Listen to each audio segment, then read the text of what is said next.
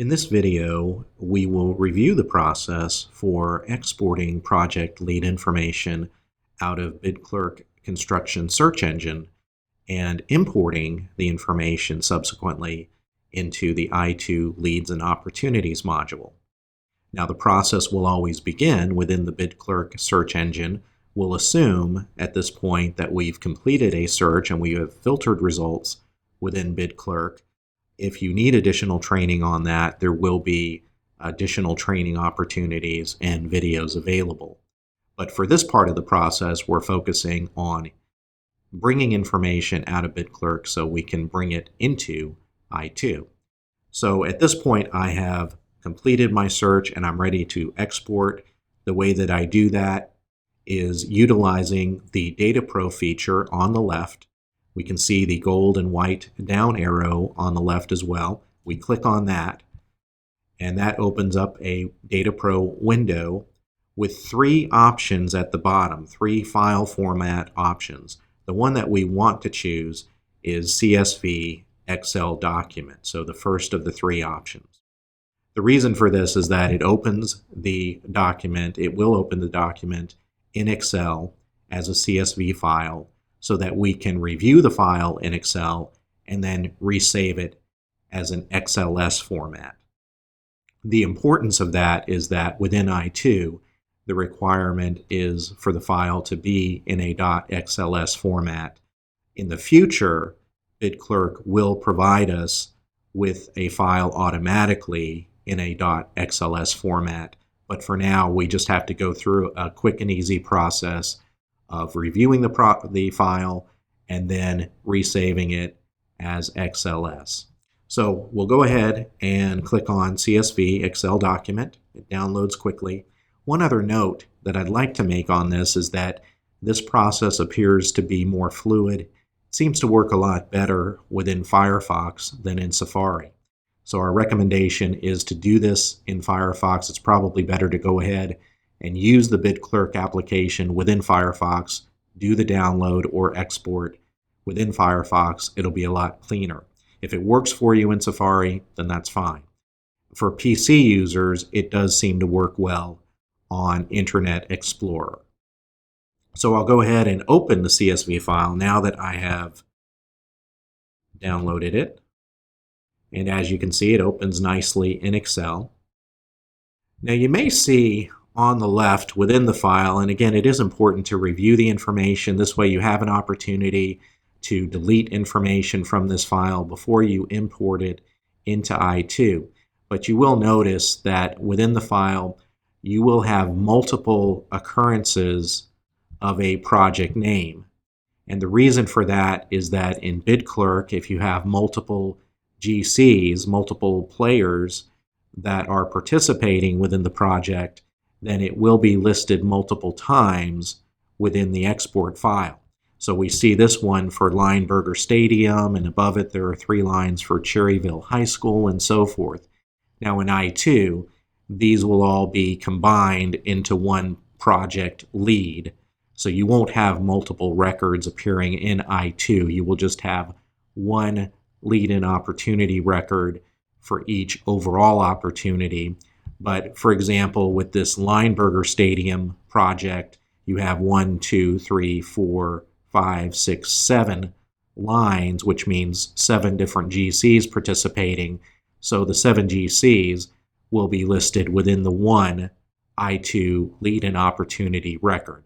So you won't have duplicates, even though the information here appears to be duplicated. In addition, you should not delete the line number 1, which are the column headers. I2 needs that information, and you do not need to delete these 2 bottom lines beginning with all rights reserved. I2 will automatically strip that out. So it's a matter of reviewing the file, deleting lines that are not needed, and then simply resaving it. Again, it must be saved as an XLS file. So we go and click on File and then Save As. In this case, I prefer to save it on my desktop for easy access. And instead of a CSV format, I will select .xls. So I'm saving it to my desktop. I can rename it if I like. Save it to my desktop and save it as an XLS file. Click on Save. I can see on the right side of my display that it did land on my desktop as an XLS file, so it worked without any issue. At this point, I can close the file. So this is my standard entry point into leads and opportunities. I see the standard list of leads and opportunities in I2. My first step for importing the BidClerk file will be to click on Import. So this is very similar to how we did this with Read Connect files. And then I'll go to Select Type. And from the drop-down list, in addition to the old Read option, now I see an Import option for BidClerk. It's very important that I click this for BidClerk files because the formatting is very, very different between the way that BidClerk information is synced up with I2 versus the way that Read information was synced up with I2. So it's very, very important that I make this selection. Once I do that and verify that it is set for BidClerk import, then I will locate the file that I just modified and saved as an XLS file. I select it, verify that it is indeed an XLS file, click Open, which actually places the file name, within this field that you see on the left. And then it's simply a matter of clicking Upload File. And then you will see the number of rows that will be inserted, meaning the number of lead records within I2 that will be inserted below. So as a confirmation, we read that information. We click on Import to finalize the import process. Now notice that the number of rows that are actually inserted are 6. The reason why the numbers vary between the 16 that we saw previously and the 6 that we see now are that once again in that CSV file we saw a lot of duplicate line items because of multiple players, multiple GCs involved in the project. But in reality, that is all combined into 6 unique project records that become 6 project leads in I2. So it is okay to have that disparity again because you'll have the duplication within the CSV and XLS file, but everything will be combined very nicely so you won't have duplicate leads in I2. So once you get the confirmation that everything is inserted, click Done to basically close this field, and the 6 leads have been assigned at the top of the lead list. Now it is important to show you the actual lead itself. Will take one of these and click on it. It does have the standard look and feel of a standard I2 lead and opportunity record, but we'll point out a couple of differences. On the main profile tab, you will see some information that's already filled in based on BidClerk. You'll see the working title, the fact that it did come from a lead service. The reference number is a BidClerk reference number. You will also see address information on the left, opportunity value. If there's bid information, you'll see that below as well. An important tab that has been added to this process is the BidClerk tab. Recall that with Read, there has been a tab called Read in the same place that provides additional information that is not available anywhere else within the lead record. So if we click on BidClerk, and I'll scroll down just a little bit, we can see the very detailed information that has been pulled from BidClerk, much of the same type of information that has been pulled from Read Connect in the past. But what we've done is we've enhanced this feature so that the layout is extremely clean, extremely readable, and now we have the ability to provide more information to you. So you'll see very detailed and clear information regarding the lead. And I'll come back to this URL, this green line, this green URL address is active, so we can click on this. I'll come back to that in just a moment. As I scroll down, the players involved, the various contacts, including GCs, architects, and so forth, are listed below. with the company name, contact, role, and address information. And note that in addition to the address information, you have full phone number information, even email addresses and web addresses. So this added information can be very, very valuable. Keep in mind that this information does not necessarily automatically go into your contacts within I2.